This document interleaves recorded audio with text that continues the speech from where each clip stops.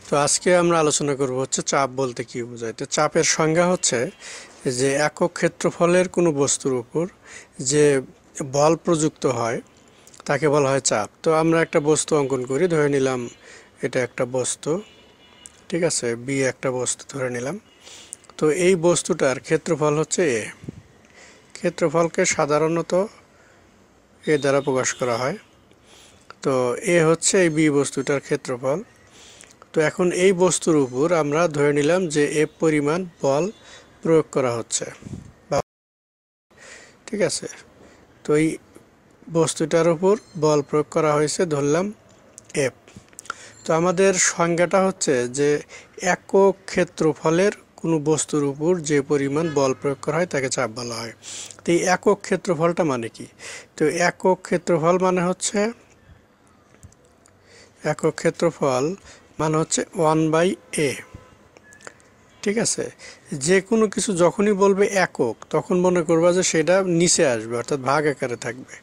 যদি কখনো এরকম অনেক সংজ্ঞায় তোমরা দেখছো হয়তো যে একক সময়ে, তার মানে এখানে ওয়ান বাই টি হবে, বা একক ক্ষেত্রফল মানে ওয়ান বাই এ। যখনই বলবে একক ক্ষেত্রফল তখন ওয়ান বাই এ হবে, ঠিক আছে।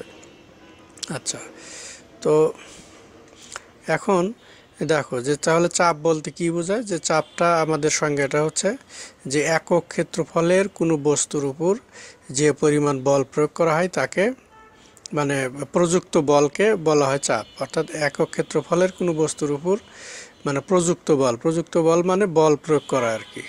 তো এই প্রযুক্ত বলকেই বলা হয় চাপ।